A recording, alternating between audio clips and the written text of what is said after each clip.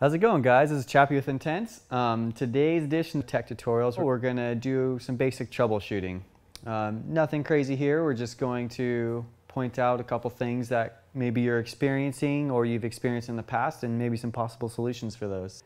So one of the common things we've seen in the past with some of our bikes is the lower link actually needs to be readjusted. And this is something, like I've stated before in some other videos of ours, is that after about 5 hours of ride, we need to go ahead and re-torque our lower link. There's always a break-in period, and with the break-in period comes readjustment. So that's what we need to do, and that will eliminate those types of problems. So if you're on the back side of that and it's already creaking, let's go ahead and fix that. And if it hasn't started creaking, let's go ahead and take care of that before it happens.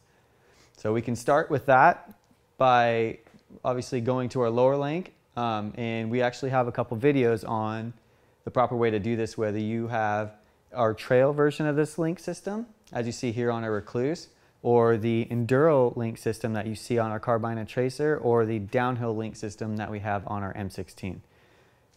We have plenty of information there to be able to get you sorted, whether you need to just do a simple retorque or maintenance of the lower link, or to do a full rebuild.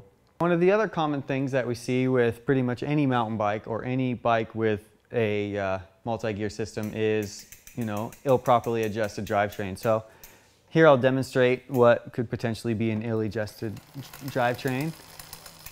Here, it doesn't sound so good. It sounds a little rough. It's not responding to our shifts. A little slow. So as we see here, we're going to need a readjustment. Before we go to the adjustment phase, the first thing we want to do is check to make sure our derailleur hanger is straight and in working order, and to make sure all of our hardware on the rear end is nice and tight. If it's not tight, it could lead to a little bit of misalignment and causing these shifting issues. So once we're all tight and everything's good, then we'll have you head over to our derailleur adjustment video to get you all sorted out with that.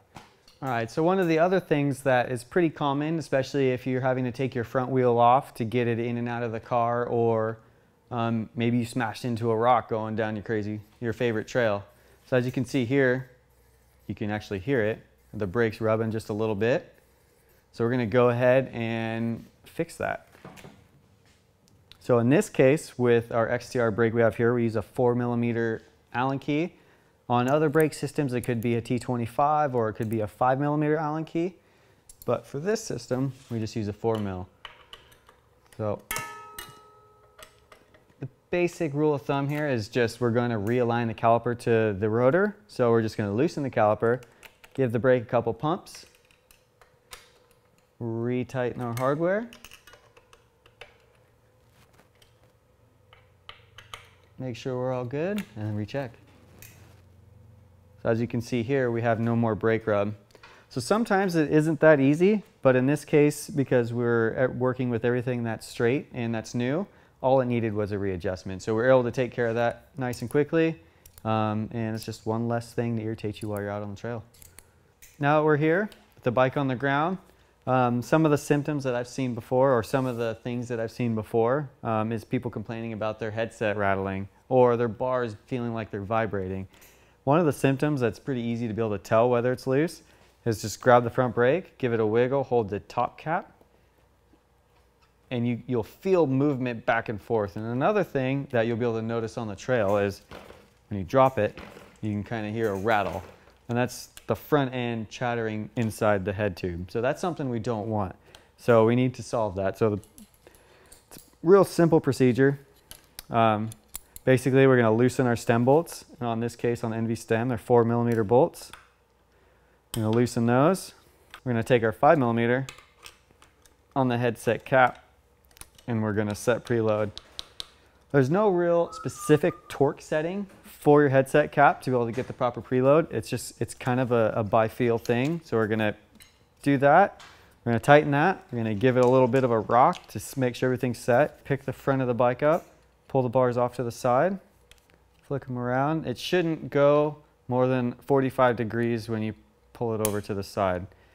So it's not rocket science. It's definitely go by feel. We just want to make sure we don't over tighten anything to damage the headset bearings. I'm going to go ahead and tighten our stem bolts back up.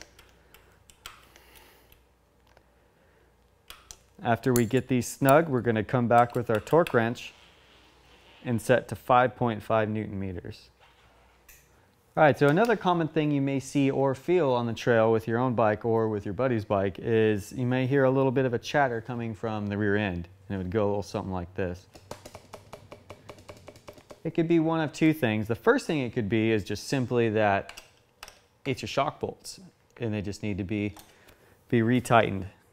So we'll go ahead, snug these up, and then we'll come back later and torque them down to the specified torque settings.